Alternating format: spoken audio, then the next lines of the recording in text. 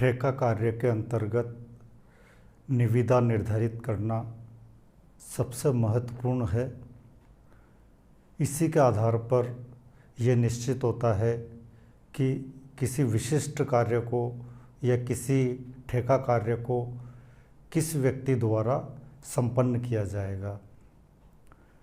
ठेकेदाता यानी कॉन्ट्रैक्टी किसी विशिष्ट कार्य को करवाने के लिए निविदाएं आमंत्रित करता है।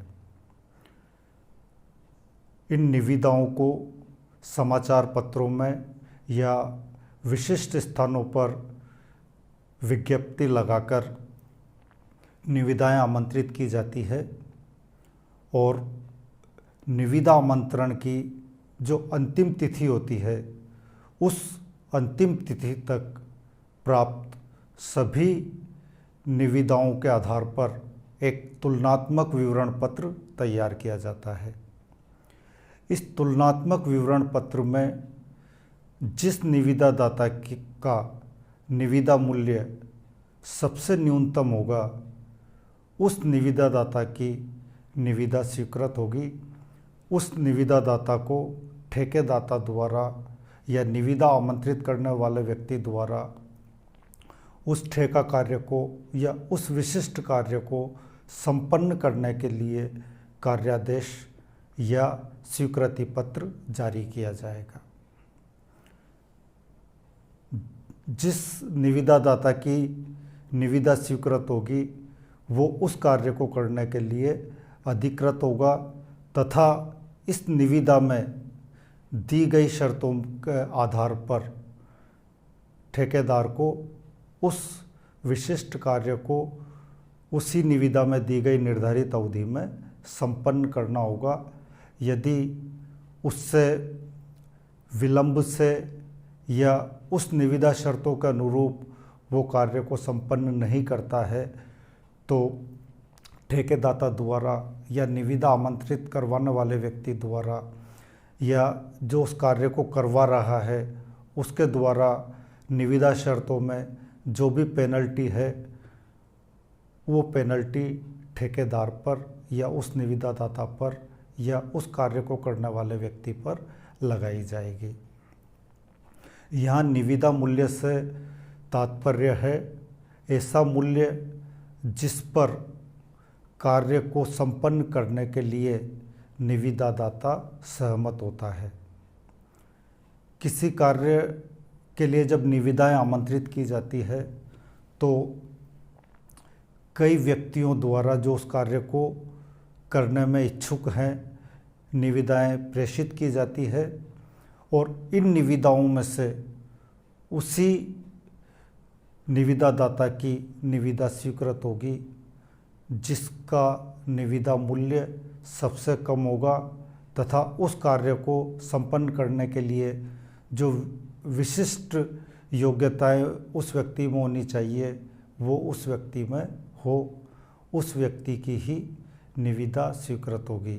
यानी निविदा स्वीकृत होने के लिए पहला काम है निविदा मूल्य सभी निविदाओं में न्यूनतम हो और उसके अतिरिक्त उस निविदादाता में अन्य सभी शर्तें जो कि ठेकेदाता द्वारा या निविदा आमंत्रित करने वाले व्यक्ति के द्वारा निविदा में निर्धारित की गई शर्तें हैं उन सब शर्तों की पूर्ति निविदादाता द्वारा स्वीकार की गई हो, उसी निविदादाता की निविदा स्वीकृत होगी।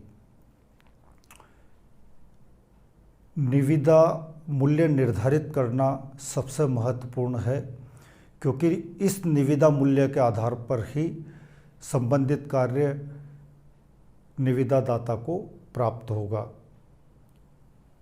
यदि निविदा का मूल्य बहुत अधिक रखा गया है तो उसकी निविदा अस्वीकृत हो जाएगी तथा यदि निविदा का मूल्य अत्यधिक कम रखा गया है तो उस स्थिति में हानि होने की संभावना रहेगी।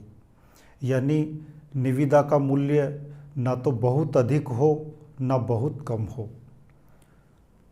बाजार की स्थितियों, वर्तमान लागतों, भविष्य की अनिश्चितताओं इन सब का ध्यान में रखते हुए लाभ का एक उचित प्रतिशत जोड़ते हुए, पूंजी का एक उचित प्रतिशत जोड़ते हुए निविदा मूल्य निर्धारित किया जाना चाहिए। निविदा मूल्य बिल्कुल उचित होना चाहिए, ना बहुत अधिक ना बहुत कम। अधिक होने की स्थिति में निविदा अस्वीकृत हो जाएगी और कम होने की स्थिति में हानि होने की संभावना रहेगी। यानी निविदा निर्धारण करना या निविदा मूल्य ज्ञात करते समय पूरी तरीके से वर्तमान बाजार की स्थितियों, सभी लागतों, भविष्य की अनिश्चितताओं व अन्य हानि की संभावनाओं का ध्यान रखते हुए ही निविदा मूल्य निर्धारित किया जाना चाहिए। यहाँ पर ठेकेदाता से मतलब है किसी विशिष्ट कार्य को या ठेका कार्य को किसी अन्य व्यक्ति से संपन्न करवाने वाला व्यक्ति ठेकेदाता या कॉन्ट्रैक्टी कहलाएगा। और यहाँ ठेकेदार से मतलब है उस विशिष्ट कार्य को निविदा में निर्धारित शर्तों की पूर्ति करते हुए निर्धारित समय पर निर्धारित गुणवत्ता के अनुरूप संपन्न करने वाला व्यक्ति ठेकेदार कहलाएगा। ठेकेदाता द्वारा निविदा में दी गई शर्तों के आधार पर संबंधित कार्य को संपन्न करेगा। यानी ठेकेदार या कॉन्ट्रैक्टर कार्य को संपन्न करने वाला, ठेका कार्य को करने वाला, और ठेकेदाता यानी कॉन्ट्रैक्टी ठेके को करवाने वाला, ठेके कार्य को करवाने वाला। निविदा मूल्य ऐसा मूल्य जिस पर निविदादाता उस विशिष्ट कार्य को निविदा में दी गई शर्तों के आधार पर संपन्न करने के लिए अपनी सहमति देता हो, वो निविदा मूल्य। और इस सारी प्रक्रिया में जो निविदाएं आमंत्रित की जाएगी विज्ञप्ति के द्वारा, फिर निविदाएं स्वीकृत, किसी एक निविदा को स्वीकृत किया जाएगा और निविदा स्वीकृत होने के बाद संबंधित निविदादाता को कार्यादेश दिया जाएगा या स्वीकृति पत्र दिया जाएगा। फिर इसके बाद उस निविदादाता द्वारा जिसकी निविदा स्वीकृत हुई है उस ठेका कार्य को संपन्न करने की प्रक्रिया निविदा में दी गई शर्तों के अनुरूप की जाएगी। यहाँ पर जो महत्वपूर्ण काम है वो निविदा आमंत्रित करने से लेकर उस निविदा कार्य को संपन्न करने तक निविदा मूल्य का निर्धारण करना, इसके अलावा निविदा मूल्य की गणना करना, ये सभी कार्य महत्वपूर्ण है। निविदा मूल्य की जो गणना की जाएगी यानी कैलकुलेशन ऑफ टेंडर प्राइस, इसमें उस कार्य में जो भी लागतें लगेगी उन सब का वर्तमान बाजार की स्थितियों के आधार पर, भविष्य की अनिश्चितताओं के आधार पर, लागतों में भविष्य में होने वाली वृद्धि का ध्यान रखते हुए, पूंजी पर एक निश्चित प्रतिशत का या उचित ब्याज लगाते हुए तथा लाभ एक उचित दर से निर्धारित करते हुए निविदा मूल्य की गणना की जाएगी।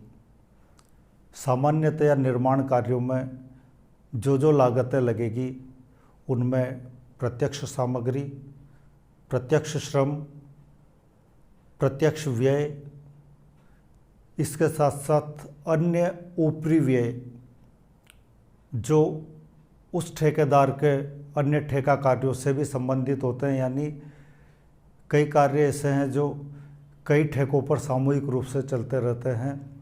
उन ऊपरी व्ययों को या उन अप्रत्यक्ष व्ययों को भी किसी उचित आधार पर अवशोषित करते हुए इस ठेके पर उनका अंश ज्ञात करना और उन ऊपरी व्ययों को भी इस ठेके की या संबंधित ठेके की निविदा मूल्य निर्धारित करते समय उसका भी उचित मूल्य शामिल करना, यानी प्रत्यक्ष सामग्री, प्रत्यक्ष श्रम, प्रत्यक्ष व्यय, साथ ही अप्रत्यक्ष व्ययों या ऊपरी व्ययों का उचित हिस्सा अवशोषण के उचित दर पर उस निविदा से संबंधित निर्धारित करते हुए सम्मिलित करना। साथ ही उस ठेका कार्य में या उस निविदा कार्य में जो प्लांट या मशीनरी यूज में आएगी, उस प्लांट और मशीनरी का मूल्यह्रास भी लागतों में सम्मिलित करते हुए और पूंजी पर ब्याज तथा उचित लाभ का प्रतिशत जोड़ते हुए निविदा मूल्य निर्धारित किया जाएगा। यानी निविदा मूल्य में direct material, direct labour, direct expenses, indirect expenses या overhead, interest on capital, plant and machinery का डेप्रिसिएशन और प्रॉफिट का एक उचित प्रतिशत, इस आधार पर इन सबका जोड़ कहलाएगा निविदा मूल्य। ये निविदा मूल्य उसी निविदादाता का स्वीकृत होगा जो सबसे न्यूनतम होगा तथा जिसने निविदा में दी गई सभी शर्तों की पूर्ति कर रहा हो। तो निविदा मूल्य न्यूनतम होना सबसे आवश्यक है, लेकिन इतना न्यूनतम भी ना हो कि हानि की संभावना रहे।